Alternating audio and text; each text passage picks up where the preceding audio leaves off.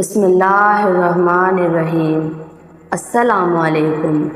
حضرت آدم علیہ السلام سے پہلے دنیا میں کیا تھا؟ یہ وہ سوال ہے جو ہم سب کے ذہن میں آتا ہے کہ انسانوں کے بسنے سے پہلے اس دنیا میں کیا تھا۔ ایک صحابی نے حضور پاک صلی اللہ علیہ وآلہ وسلم سے سوال کیا، اے اللہ کے رسول، زمین اور آسمان کو پیدا کرنے سے پہلے ہمارا پروردگار کہاں تھا؟ آپ صلی اللہ علیہ وآلہ وسلم نے فرمایا، تب اللہ کے سوا اس دنیا میں اور کچھ نہ تھا۔ پھر اللہ پاک نے پانی پر اپنا عرش بنایا، گویا یہی سے دنیا کی ابتدا تھی۔ پھر اللہ پاک نے قلم کو پیدا فرمایا اور قلم کو حکم دیا کہ لکھ۔ پھر قلم نے اللہ کے حکم اور علم سے قیامت تک ہونے والا سب کچھ لوح محفوظ پر لکھ دیا۔ اس کے بعد اللہ پاک نے زمین اور آسمان کو 6 دن میں پیدا فرمایا۔ اس کی جو ترتیب ہمیں روایات سے پتہ چلتی ہے وہ کچھ یوں ہے۔ اللہ تعالیٰ نے ہفتے کے دن مٹی کو پیدا کیا، یعنی زمین کو بنایا۔ جب اللہ پاک نے زمین بنائی تو زمین کانپنے لگی، اور اتوار کے دن اللہ پاک نے زمین پر پہاڑ بنائے۔ پہاڑ ایسے بن گئے جیسے زمین میں کیل ٹھوک دیے گئے۔ پیر کے دن اس میں درخت اگائے، اور منگل کے دن تمام تکالیف، بیماریاں، جراثیم اور مصیبتیں بنائی۔ بدھ کے دن نور کو پیدا فرمایا، اور جمعرات کو چوپائے بنائے اور ان کو دنیا میں پھیلا دیا۔ اور پھر جمعے کے دن آخری گھڑیوں میں یعنی عصر کے وقت حضرت آدم علیہ السلام کو پیدا فرمایا۔ یعنی اللہ پاک نے انسان کی پیدائش سے پہلے ہی اس کی ضرورت کی تمام اشیاء پیدا فرما دی تھی۔ یعنی مخلوق کی ابتدا میں آخری نمبر پر انسان کو پیدا کیا گیا، اور نسل انسانی میں سب سے پہلی تخلیق حضرت آدم علیہ السلام کی تھی، جب سب انسانوں کے باپ ہیں۔ حضرت آدم علیہ السلام سے پہلے فرشتے اور جنوں کی تخلیق بھی ہو چکی تھی۔ فرشتے اللہ پاک کی وہ مخلوق ہیں جن کا ٹھکانہ آسمان پر ہے، اور وہ زمین والوں کے لیے استغفار کہتے ہیں۔ فرشتوں کو نور سے پیدا کیا گیا، اور جنوں کو آگ سے پیدا کیا گیا، اور انسانوں کی تخلیق مٹی سے ہوئی۔ ابلیس جو کہ شیطان ہے، وہ فرشتوں میں نہیں، وہ جنوں میں سے تھا، اور اس کی تخلیق بھی آگ سے ہوئی تھی۔ کچھ روایات سے پتہ چلتا ہے کہ حضرت آدم علیہ السلام سے بھی پہلے 2000 سال پہلے جنات کو پیدا کیا گیا، اور وہ زمین پر فتنہ فساد کھڑا کرنے لگے۔ جب وہ حد سے بڑھ گئے تو اللہ پاک نے ان کی طرف فرشتوں کا لشکر بھیجا۔ فرشتوں اور جنات میں بڑی جنگ ہوئی، جس میں جیت فرشتوں کی ہوئی، اور جنات نے جنگلوں میں پناہ لے لی، اور آج تک ان کے رہنے کی جگہ یہی جزیرہ اور ویران جگہ ہے۔ ابلیس شیطان جو کہ جنات کا سردار ہے، اس کا ایک تخت ہے، اور وہ تخت پانی پر ہے۔ ابلیس شیطان کا نام پہلے عزازیل تھا، اور اس کے نافرمانی کی وجہ سے اس کو ابلیس کا نام دیا گیا۔ ابلیس کا وہ تخت حقیقت کہاں پر ہے یہ ہم نہیں جانتے۔ اس کے بعد جب اللہ تعالیٰ نے زمین کو انسانوں کے ذریعے سے آباد کرنا چاہا، پھر انسان کی تخلیق فرمائی، کیونکہ جنوں میں انسانوں جیسی فہم و فراست نہیں تھی۔ کہا جاتا ہے کہ جنوں میں سب سے زیادہ علم رکھنے والا جن انسانوں کے 10 سال بچے جتنا علم رکھتا ہے۔ اللہ پاک نے فرشتوں سے فرمایا کہ میں زمین پر اپنا نائب بنانے والا ہوں۔ فرشتوں نے فرمایا، آپ ایسی مخلوق کو کیوں پیدا کرتے ہیں جو زمین پر فساد کرے اور خون بہائے؟ اور ہم ہر وقت تیری تعریف اور پاکیزگی بیان کرتے ہیں۔ جس پہ اللہ پاک نے فرمایا کہ جو کچھ میں جانتا ہوں وہ تم نہیں جانتے۔ فرشتوں کے یہ سوال کرنے کے 2 مقاصد تھے۔ پہلا یہ کہ کیا یہ بھی جنوں کی طرح زمین پر فساد کریں گے، اور دوسرا یہ کہ ہماری طرف سے آپ کی عبادت میں کوئی کوتاہی ہوئی ہے۔ بہرحال جب اللہ پاک نے حضرت آدم علیہ السلام کو پیدا کرنا چاہا تو حکم دیا کہ زمین سے مٹی لائی جائے۔ پھر اللہ پاک کے حکم سے مٹی لائی گئی۔ وہ مٹی اللہ پاک نے پوری زمین سے اٹھوائی تھی۔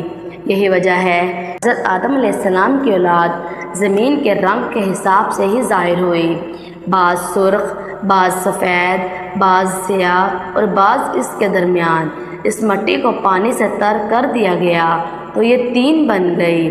قرآن مجید میں انسان کی تخلیق کے لیے تورات کا ذکر آیا ہے، یعنی کہ خشک مٹی، اور بعض دفعہ تین کا ذکر آیا ہے جو کہ بھیگی ہوئی مٹی یا تر مٹی کو کہتے ہیں۔ جب پانی سے مٹی کو بھگویا گیا تو وہ لیس دار بننا شروع ہو گئی۔ اس کے بعد اللہ تبارک و تعالیٰ نے خود انسان کا ڈھانچہ تیار فرمایا۔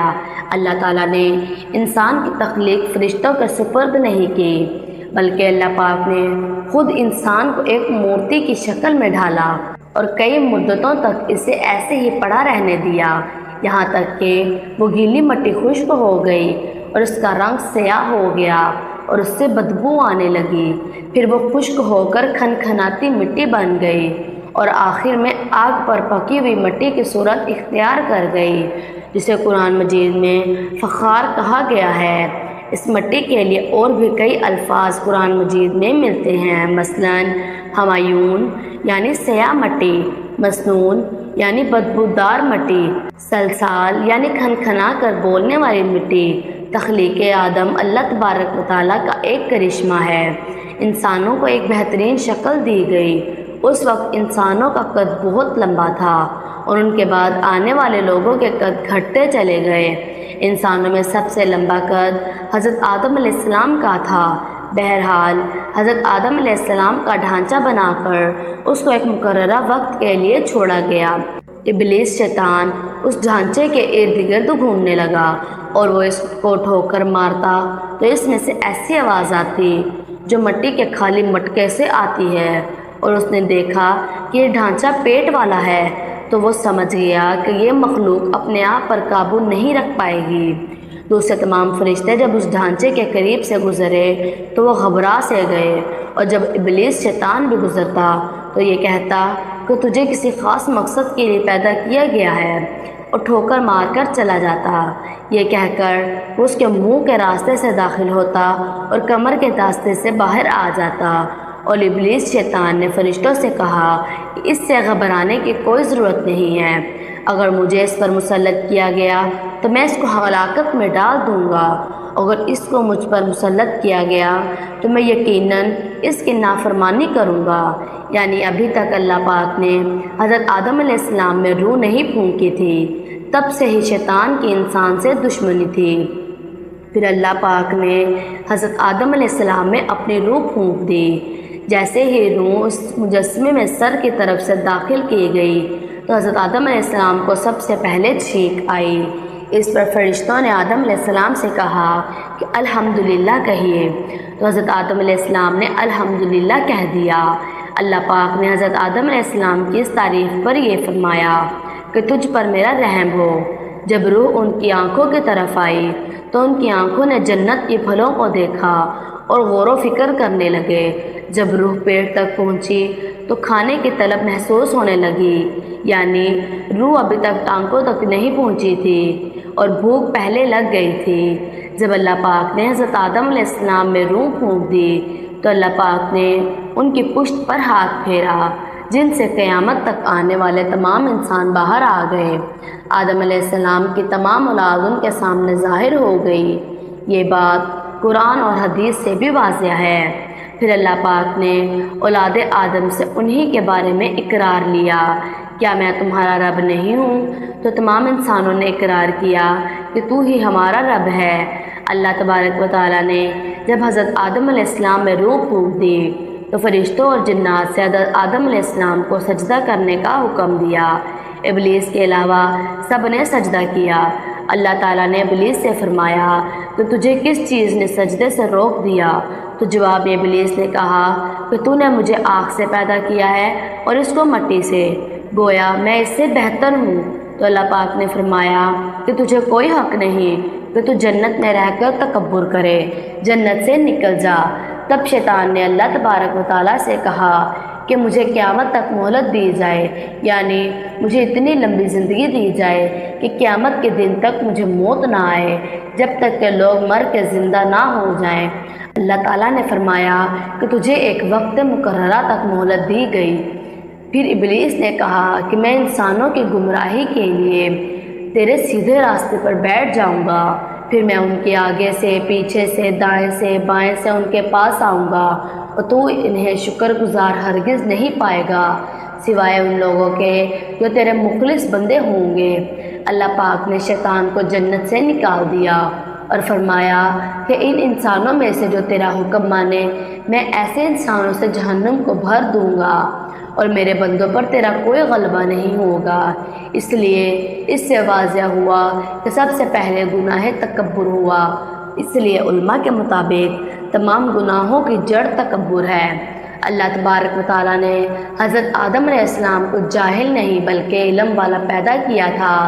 جب اللہ تعالیٰ نے ان میں روح پھونک دی تو وہ اپنے قدموں پر کھڑے ہو گئے۔ پھر اللہ پاک نے حضرت آدم علیہ السلام کو حکم دیا کہ جاؤ اور فرشتوں کو السلام علیکم کہو۔ آدم کے السلام کے جواب میں فرشتوں نے وعلیکم السلام ورحمۃ اللہ وبرکاتہ کہا۔ اللہ پاک نے فرمایا یہ تیرا اور تیری اولاد کا آپس میں ایک دوسرے کو تحفہ اور ہدیہ ہے۔ اللہ پاک نے حضرت آدم علیہ السلام کو ابتدا میں ہی تمام نام سکھا دیے۔ وہ اللہ تعالیٰ کے حکم سے آسمان اور زمین میں تمام چیزوں کے نام اور ان کا استعمال جانتے تھے۔ اللہ پاک نے جب ان چیزوں کے نام فرشتوں سے پوچھے تو فرشتے ان چیزوں کے نام نہیں جانتے تھے۔ پھر آدم علیہ السلام نے فرشتوں کو وہ تمام نام سکھائے۔ پھر اللہ پاک نے فرشتوں سے فرمایا کیا میں نے تمہیں نہیں کہا تھا کہ جو کچھ میں جانتا ہوں وہ تم نہیں جانتے تھے؟ پھر کہ ایک دن حضرت آدم علیہ السلام سوئے ہوئے تھے اور آپ کی بائیں پسلی سے اماں حوا کو پیدا فرمایا اور اماں حوا کو آپ کا ہم سفر بنایا۔ جب حضرت آدم علیہ السلام بیدار ہوئے تو آپ نے اماں حوا کو اپنے پاس بیٹھے دیکھا۔ آپ نے پوچھا تم کون ہو؟ اماں حوا نے جواب میں کہا کہ میں عورت ہوں۔ اماں حوا قیامت تک آنے والی ان تمام خواتینوں سے خوبصورت تھی۔ حضرت آدم علیہ السلام اور اماں حوا جنت میں رہتے تھے اور ان کو نور کا لباس پہنایا گیا۔ اللہ پاک نے حضرت آدم علیہ السلام اور اماں حوا کو ایک درخت کے پاس جانے سے منع فرمایا تھا اور ابلیس شیطان نے اماں حوا اور حضرت آدم علیہ السلام کو اسی درخت کا پھل کھانے پر مجبور کیا اور ان کو جھوٹی قسمیں بھی دی۔ حضرت آدم علیہ السلام اور اماں حوا شیطان کے بہکاوے میں آ کر وہ کھا گئے اور اس طرح حضرت آدم علیہ السلام اور اماں حوا نے اللہ تبارک و تعالیٰ کی نافرمانی کی۔ اللہ تبارک و تعالیٰ نے نور کا وہ لباس ان سے لے لیا اور وہ دونوں اس درخت کے پتوں سے اپنے آپ کو ڈھانپنے لگے، لیکن اس گناہ کے بعد حضرت آدم علیہ السلام اور اماں حوا کو اللہ تبارک و تعالیٰ سے معافی مانگنے لگے اور معافی کے طلبگار تھے۔ اس سے یہ ظاہر ہوا کہ خطا انسان کی فطرت میں ہے کیونکہ وہ فرشتوں کی طرح معصوم نہیں ہیں۔ پھر اللہ پاک نے انہیں جنت سے نکل جانے کا حکم دیا اور فرمایا تم تمام زمین پر رہو۔ اس کے بعد وہ دونوں زمین پر اترے، ان کے ساتھ ابلیس شیطان بھی زمین پر اتر گیا۔ حضرت آدم علیہ السلام اور اماں حوا نے اللہ پاک سے معافی کے کلمات سیکھے۔ ایک روایات کے مطابق حضرت آدم علیہ السلام کو ہند میں جبکہ اماں حوا کو جدہ میں اتارا گیا۔ اللہ پاک نے ان کو ایک دوسرے سے بچھڑے رہنے دیا اور وہ اللہ پاک سے معافی مانگتے رہے اور ایک دوسرے کو ڈھونڈتے رہے۔ آخرکار ان کی معافی اللہ تبارک و تعالیٰ کی بارگاہ میں قبول ہوئی۔ جب توبہ قبول ہوئی تو ایک دوسرے کو ڈھونڈتے ڈھونڈتے مل گئے۔ آخرکار میدان عرفات میں ان کی ملاقات ہوئی۔ جب آپ دونوں ملے تو اس کے بعد حضرت آدم علیہ السلام اور اماں حوا سے آپ کی اولادیں پیدا ہوئی اور پھر وہیں سے نسل انسانی کی ابتدا ہوئی۔ مزید ایسی معلوماتی ویڈیوز دیکھنے کے لیے ہمارے چینل کو سبسکرائب کر لیں کیونکہ ہمارے چینل پر اس طرح کی معلوماتی ویڈیوز اپلوڈ کی جاتی ہیں۔